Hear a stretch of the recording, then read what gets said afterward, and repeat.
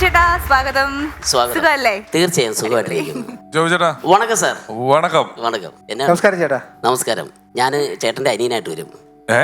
ചേട്ടാന്ന് വിളിക്കരുത്, എന്നെ അനിയാന്ന് കാണാവൂ. അങ്ങനെ കാണാൻ പറ്റില്ല. പിന്നെ അങ്ങനെ കുഞ്ഞി പൈതലല്ലേ. അയ്യോ എന്ന് അങ്ങനെ എന്റെ അജി ചേട്ടന് എന്തുമാത്രം സിനിമയിൽ അഭിനയിച്ച് എന്തുമാത്രം വലിയ തിരക്കുള്ള മനുഷ്യനാണ്. എന്നെ അങ്ങനെ അത് പറയുമ്പോ ഒരു ചെറിയ ജോബി സുഖമല്ലേ? പിന്നല്ലാതെ സുഖമായിട്ടിരിക്കുന്നു. അതെ, ജോബി ചേട്ടൻ എനിക്ക് നാളുകളായിട്ട് അറിയാവുന്ന ഒരാളാണ്. ഒരുപാട് സ്റ്റേജുകളിൽ ഒന്നിച്ച് പരിപാടി ചെയ്തിട്ടുണ്ട്. എന്തിലും ചെയ്ത പരിപാടിയെ കൂടെ അല്ലാത്ത സ്ഥലങ്ങളിൽ നിന്ന് ഞങ്ങൾ ഇടയ്ക്കിടയ്ക്ക് കാണുകയും ചർച്ച ചെയ്യുകയൊക്കെ ചെയ്യുന്ന, നമ്മൾ സ്ഥിരം കാണുന്നതല്ലാത്ത പല ഇനങ്ങളും കൊണ്ടുവരുന്ന അല്ലെങ്കിൽ കൂട്ടത്തിൽ ഒറ്റയാനായിട്ട് നടക്കുന്ന ഒരാളാണ് ജോബി ചേട്ടൻ. എല്ലാ കാലത്തും അദ്ദേഹത്തിന്റെ പ്രകടനങ്ങൾ വളരെ വ്യത്യസ്തമുള്ള സാധനങ്ങൾ. എന്തൊക്കെയോ ചില ചേട്ടത്തിമാര്, ചില കഥാപാത്രങ്ങൾ ഒക്കെ ജോബി ചേട്ടൻ കൊണ്ടിരുന്നതിൽ ഗംഭീരമായിട്ട് കൊണ്ടിരുന്ന ആളാണ്. സിനിമകളിൽ അഭിനയിച്ചിട്ടുള്ള ആളാണ്. ഇഷ്ടം പോലെ മിമിക്രി തുടങ്ങിയ കാലം തൊട്ട് ഒരുപാട് പേര് ഇംഗ്ലീഷ് സിനിമയുടെ ട്രെയിലർ കാണിക്കുന്ന ഞാൻ കണ്ടിട്ടുണ്ട്. പക്ഷെ എനിക്ക് ജോബി ചേട്ടൻ കാണിക്കുന്ന ട്രെയിലറിന് എപ്പോഴും വേറൊരു തലമുണ്ട്. വെറുതെ കാണിക്കുന്നതിനപ്പുറം ഒരു അടുക്കും ചിട്ടയുമായിട്ട് ഒരു ഡയറക്ടറുള്ള ഒരു ഇംഗ്ലീഷ് പടമായിട്ടാണ് പുള്ളി ചെയ്യുന്നത്. മറ്റേത് കാളാൻ ഇംഗ്ലീഷ് പടമാണ്. അതങ്ങനെ തോന്നിയിട്ടുണ്ട്. വ്യത്യസ്തങ്ങളായ ശബ്ദങ്ങൾ അനുകരിക്കുന്ന ഒരാളാണ്. നല്ല ഇപ്പൊ നമ്മൾ വേറൊരാളുടെ പരിപാടി പോലും ഞാൻ ടെൻഷൻ അടിക്കുന്ന ആളാണ്. എനിക്ക് കുഴപ്പമുണ്ട്. നമ്മൾ കാണാൻ പോയ പരിപാടി മോശമാണേലും ഞങ്ങൾ പാലയിൽ പണ്ടൊരു പരിപാടിക്ക് പോയിട്ട് ഞാൻ ഓർക്കുന്നുണ്ട്. ഒരു വലിയ പള്ളിയുടെ ഗ്രൗണ്ടിൽ ഒരു പരിപാടിക്ക് നിങ്ങൾ അവിടെ ഷോ കാണാൻ വന്ന് നിൽക്കുന്നുണ്ട്. അപ്പൊ എന്തോ വോൾട്ടേജ് പ്രശ്നം, സൗണ്ട് പ്രശ്നം എന്നൊക്കെ പറഞ്ഞ് അതിന്റെ തുടങ്ങുന്നതിന് മുമ്പ് ഞങ്ങളൊരു ടെൻഷൻ അടിക്കുമ്പോൾ ഞാൻ നോക്കിയപ്പോൾ ഞങ്ങളുടെ കൂടെ നിന്ന് ഷോ കാണാൻ വന്ന ആളാ പുള്ളി. അതിനു വേണ്ടി വെറുതെ ടെൻഷൻ അടിക്കുന്നുണ്ട് ആ ഷോയ്ക്ക്. അതൊരു വലിയ ക്വാളിറ്റിയാണ്. അല്ല, നമ്മള് ആ വേദി നിൽക്കുമ്പോൾ നമ്മുടെ ആ ഉരുകൽ അറിയാലോ. പ്രത്യേകിച്ച് ഇവരൊക്കെ വന്നിട്ട് ഒരു പ്രോഗ്രാം, ഇവരൊക്കെ വരുമെന്ന് പറഞ്ഞാൽ കടല് പോലെ ജനമാണ്. അതിന്റെ മുന്നിൽ നിന്നിട്ട് മാനസികമായിട്ട് ഉരുകുമ്പോൾ നമ്മൾ സകല ദൈവത്തെയും വിളിച്ചു പോകും. കാരണം ഒരു സെക്കൻഡിൽ കൊടുക്കേണ്ട ആ പഞ്ച് കൃത്യമായിട്ട് വെടി കൊണ്ടാലല്ലേ ആൾക്കാർ എടുക്കുള്ളൂ. അത് പിന്നെ അതുപോലെ തന്നെ എനിക്കിപ്പോൾ ഓർമ്മ വരുന്നത്, പിഷാരടി പഞ്ചവർണ്ണത്തെ അനൗൺസ് ചെയ്ത സമയത്ത് ടിനിച്ചേട്ടന് ഒരു പ്രോഗ്രാം ചങ്ങനാശ്ശേരി വിളിച്ചിരുന്നു. അപ്പോൾ അങ്ങനെ വിളിച്ചപ്പോൾ ഇദ്ദേഹം ഗസ്റ്റായിട്ട് വന്ന. അപ്പോൾ പ്രോഗ്രാം തുടങ്ങാറായപ്പോൾ തന്നെ ഞങ്ങളെല്ലാം ഇങ്ങനെ പിഷാരടി പഞ്ചവർണ്ണത്തെ ചെയ്യാൻ പോകും. അപ്പോൾ അതിൻ്റെ ഒരു എക്സൈറ്റ്മെൻറ്റ് നമ്മളിങ്ങനെ നിൽക്കുകയാണ്. അപ്പോൾ നമുക്ക് ഒരു ചാൻസ് ചോദിക്കണമെങ്കിൽ നമുക്ക് അടുത്തറിയാവുന്ന ഒരാളോട് ചാൻസ് ചോദിക്കാൻ പാടില്ല. അപ്പം ഞാൻ പിഷാരടി കാണുമ്പം അപ്പം അന്നേരം വേറെ ആൾക്കാർ കണ്ണഞ്ചേട്ടൻ ഈ സ്വഭാവം ഉണ്ടല്ലോ, ഇങ്ങനെ അളിഞ്ഞു കയറ്റോ പിഷാരടി എനിക്ക് ആ പടത്തിലൊരു വേഷം ഇതാ ഇങ്ങനെ പറഞ്ഞു. ഒത്തിരി പരിപാടിയിലുള്ളവരും ഇല്ലാത്തവരൊക്കെ ഇങ്ങ് വന്ന് കൂടിയേക്കുവാ. അങ്ങനെ പ്രോഗ്രാം തുടങ്ങാൻ സമയമായപ്പോഴത്തേനും മൂത്രം ഒഴിക്കാൻ പറ്റി എനിക്ക്. അപ്പം നമുക്കൊരു ഒന്ന് ഫ്രഷ് ആണോ. നേരെ മൂത്രം ഒഴിക്കാൻ നോക്കുമ്പോൾ ആ സ്റ്റേജിൽ സൈഡിൽ ഒരു സ്ഥലവും ഇല്ല. ഒരു ഓഡിറ്റോറിയ ചെറുതായിട്ട്. വെളിയിലേക്ക് ആ കമ്മിറ്റിക്കാരോട് ചോദിച്ചു പറഞ്ഞു അതിന്റെ വെളിയിലാണ് ടോയ്ലറ്റ്, അങ്ങോട്ടേക്ക് പോയാൽ മതി. ചെന്നപ്പോൾ അവിടെ നിറച്ച് സ്ത്രീകൾ, അങ്ങോട്ടേക്ക് ചെല്ലാൻ പറ്റിയ. അപ്പോൾ ഞാനിങ്ങനെ ആലോചിച്ച് ടെൻഷനായിട്ട് ആകെ ഭ്രാന്ത് പിടിച്ചു. ഇതിൻ്റെ പുറയിലൊരു മതിലുണ്ട്, ആ മതിൽ ചാടിപ്പോയി കാര്യങ്ങളൊക്കെ സാധിച്ച് തിരിച്ചു വന്നു. അപ്പോൾ പ്രോഗ്രാം തുടങ്ങി. ടിനിച്ചേട്ടൻ കയറി അനൗൺസ്മെന്റ് ഒക്കെ ചെയ്തതിനും അപ്പോഴും പിഷാരടി പൊതിഞ്ഞ ആൾക്കാർ. അപ്പോൾ എൻ്റെ മനസ്സിൽ ഒന്ന് ചോദിക്കണം, കാരണം നമുക്ക് ഒന്ന് പോയാൽ പോട്ടെ, ചോദിച്ച് കിട്ടിയാൽ കിട്ടട്ടെ എന്ന രീതി ഞാനിങ്ങനെ നിൽക്കുന്നു. അങ്ങനെ നിൽക്കുന്ന സമയത്ത് പിഷാരടി കയറേണ്ട സമയം, പിഷാരടി ഉറങ്ങുന്നുണ്ടെങ്കിൽ അറിയില്ല, പ്രോഗ്രാം തുടങ്ങേണ്ട സമയം. ഇപ്പോൾ പുള്ളിക്കാരന് ഒന്ന് ഫ്രഷ് ആവണം എനിക്ക് എവിടെ. അപ്പോൾ വേറെ ആൾ പറഞ്ഞു അവനെവിടെ കൊണ്ട് പോയിട്ട് അവനെന്ന് പറഞ്ഞു എന്നെ കാണിച്ചു. അപ്പോൾ എൻ്റെ അടുത്ത് പറഞ്ഞു ജോബി എനിക്ക് എന്നെ വിളിച്ച് കയറാറായി, എനിക്കൊന്ന് ടോയ്ലറ്റിൽ പോകണം, എവിടെ മൂത്രപ്പര എവിടെ. ഞാൻ പറഞ്ഞു നിൽക്കവിടെ പോകാൻ പറട്ടെ, പഞ്ചവർണ്ണ തത്തയിൽ എനിക്കൊരു വേഷം തരണം, പറ ഇപ്പൊ പറ. പുള്ളി ആകെ മുട്ടി നിൽക്കുക. ഞാൻ പറഞ്ഞു ഇപ്പൊ പറ. പുള്ളി ഇതേ ചിരി അവിടെ കിടന്ന് ഇങ്ങനെ ചിരിച്ചിട്ട് ചിരി നിർത്തുന്നില്ല. ഞാൻ ചോദിച്ചു പോകണ്ടേ ടോയ്ലറ്റ്. അപ്പൊ പുള്ളി എന്നോട് പറയണേ ഇനി പോകുന്നില്ല, പാൻറ് മാറിയാൽ മതിയെന്ന്. ഭയങ്കര ക്ലൈമാക്സ് ആയി. എനിക്ക് നിങ്ങൾ തടഞ്ഞു നിർത്തിയത് ഓർമ്മയുണ്ട്. നമ്മൾ മതിലിയാടി കാര്യം നടത്തി. ഒരാള് മൂത്രമൊഴിക്കാൻ മുട്ടി നിൽക്കുന്ന ആളെ തടഞ്ഞു നിർത്തി. പുള്ളിക്ക് മാത്രമേ സ്ഥലം അറിയാവുള്ളൂ. ഇതെവിടെയാ സാധിക്കുന്നത്, എവിടെ പോകാൻ പറ്റത്തില്ല. മതിലുകാർ എല്ലാം ആ സ്ഥലം പുള്ളി സൂക്ഷിച്ചു വെച്ചേക്കും. ഒരു മതിലി ആടിയിട്ട് വേറൊരു ബിൽഡിങ്ങിന്റെ ഇതിന്റെ ഒക്കെ കൂടെ ഉള്ള ഒരു ഇടയാ, കറക്റ്റ് അതിനിടയിലോട്ട് ചാടണം. അത് കണ്ടുപിടിച്ച് വെച്ചിട്ട് പുള്ളി ആർക്കും പറഞ്ഞു കൊടുക്കില്ല. ഗംഭീരായി. ചോദിച്ചേട്ടാ ഞങ്ങൾക്ക് എന്തെങ്കിലും പരിപാടി എന്താ ഉള്ളത്? ഇന്നിപ്പോ നമുക്ക് രണ്ടുപേർക്ക് മൂത്രമൊഴിക്കാൻ മുട്ടുന്നില്ലല്ലോ. വേറെ പരിപാടി എന്താ, നമ്മള് പണ്ട് ചെയ്ത ഇപ്പൊ ട്രെയിലറിന്റെ കാര്യം പറഞ്ഞല്ലോ, അത് കേട്ടോ, അതൊന്നുകൂടെ ആവർത്തിക്കാം. വേണ്ട ഗ്രേവി ഒക്കെ മേടിച്ചോ? അതെ. അപ്പൊ നിങ്ങളുടെ സ്നേഹവും പ്രോത്സാഹനവും ഒക്കെ അതിന്റെ സൈഡിൽ കൂടെ ഇട്ട് തന്നേക്കണം.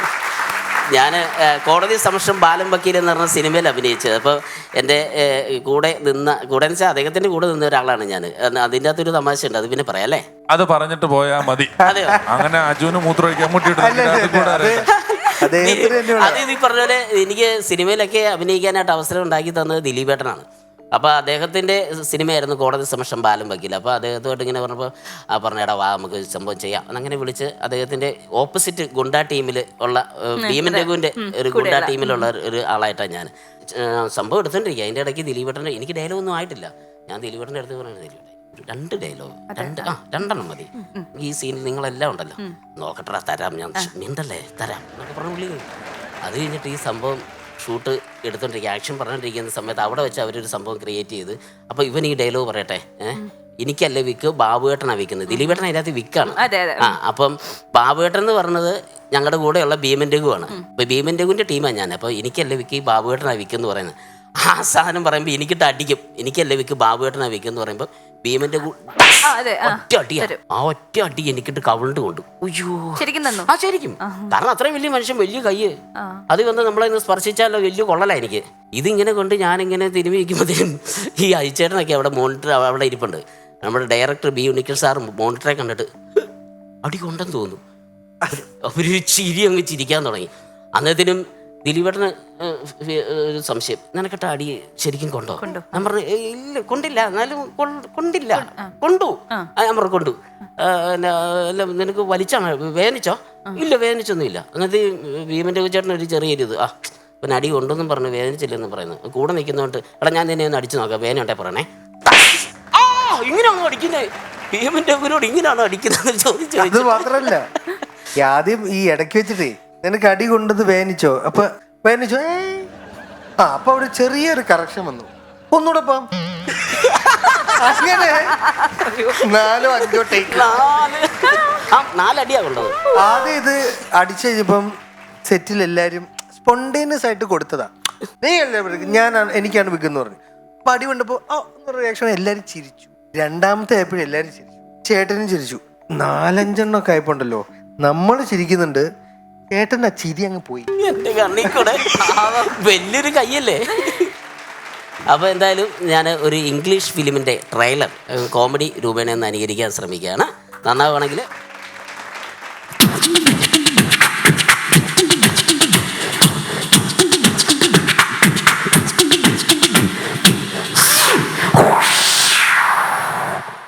Golden Movies presents Boxer Boxer boxer.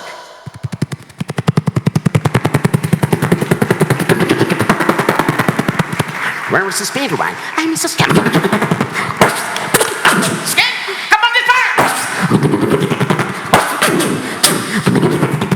Come on, the stamp the jeep.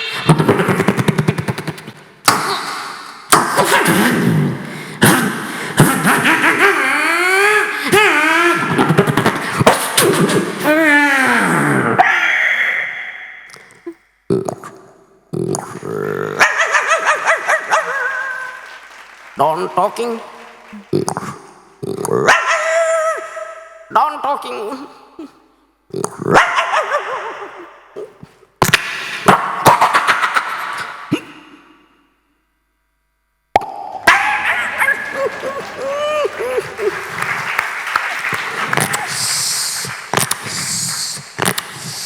Hello, Mr. Wilford. How are you? Fine. Mr. Wilford, ഞങ്ങളുടെ പട്ടി എൻ്റെ കാൽ കടിച്ചു പറിച്ചു. My God, my dog is very innocent. Shut up your mouth, bastard. Cool, stupid. No.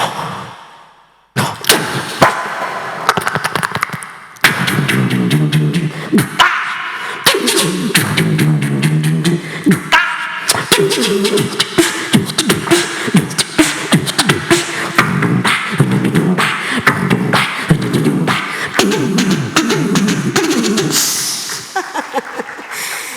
Miss Nancy. I'm silly me. Where is Spaniel? Where you guys are spoiled? This is candy. Man, this is. Where's the sense? I love you.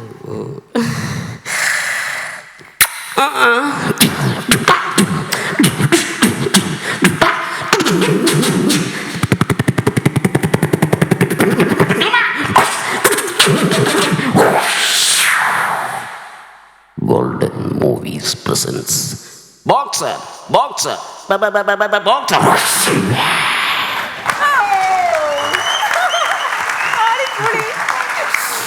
Super. രക്ഷയില്ലായിരുന്നു, അടിപൊളിയായിരുന്നു. അല്ല ഇപ്പൊ നമ്മള് ഇതിനി നാളെ telecast ചെയ്യുമ്പോ ടിവിയിലോ mobile ഫോണിലോ കാണുന്ന ഒരാൾക്ക് ഈ ട്രെയിലറിന്റെ എഫക്ട് എത്ര കണ്ട് കിട്ടുമെന്ന് എനിക്കറിയില്ല. നമ്മള് ഉത്സവ പറമ്പുകളില് ഒരു 50,000 വാട്ട്സ് സൗണ്ടിലൊക്കെ നിന്ന് ജോയിച്ചേട്ടൻ നിന്ന് പൊളിക്കുന്ന കാണുമ്പോഴോ ഞാനിങ്ങനെ ഫ്രണ്ടിലുള്ള പിള്ളേരുടെ മുഖമൊക്കെ ഇടയ്ക്ക് നോക്കും. അവര് സിനിമ മനസ്സിൽ കണ്ട് ആസ്വദിക്കുന്ന രീതിയിലാണ് ഈ ട്രെയിലർ അദ്ദേഹം ചെയ്തത്. അത്ര ഗംഭീരമാണ്. നമ്മളത് കണ്ടു, ആസ്വദിച്ചു. എന്നാ നിങ്ങളെ മാത്രമേ കണ്ടിട്ടുള്ളൂ. അയ്യോ അസാധ്യമായിരുന്നു. ഞാൻ ആദ്യമായിട്ട് ഇത്രയും എന്താ പറയുക, ഇന്ന് ഇത്രയും പെർഫെക്ഷന് ചെയ്യുന്നത് കുറവാണ് കാണുന്നത്. അതെ അതെ, അത് ഞാൻ ഓപ്പൺ ആയിട്ട് പറഞ്ഞത് തെറ്റായിട്ട് എടുക്കരുത്. കൺട്രോൾഡ് ആയിട്ട് ഒരു ഡയറക്ടർ ഉള്ള പടം. അതിനകത്തെ സീനുകൾക്ക് ഒരു ഓർഡർ ഉണ്ട്. ഒരു വെറുതെ ഒച്ചപ്പാടും ബഹളവും എന്നുള്ളതിനപ്പുറം ഒരു ഡീറ്റെയിലിംഗ് ഉണ്ട് ജോബിച്ചേട്ടന്റെ ട്രെയിലറിൽ. അതെ, താങ്ക് യു. വളരെ സ്നേഹത്തോടെ ബഹുമാനത്തോടെ. അപ്പൊ ചേട്ടാ thank you so much. Thank you. എനിക്കും ഒത്തിരി സന്തോഷം. കാരണം പിഷാരിയുടെ ഈ ഷോ നല്ല നിലവാരമുള്ള ഷോ, ലോകം മുഴുവനുള്ള മലയാളികൾ കാണുന്ന ഷോ.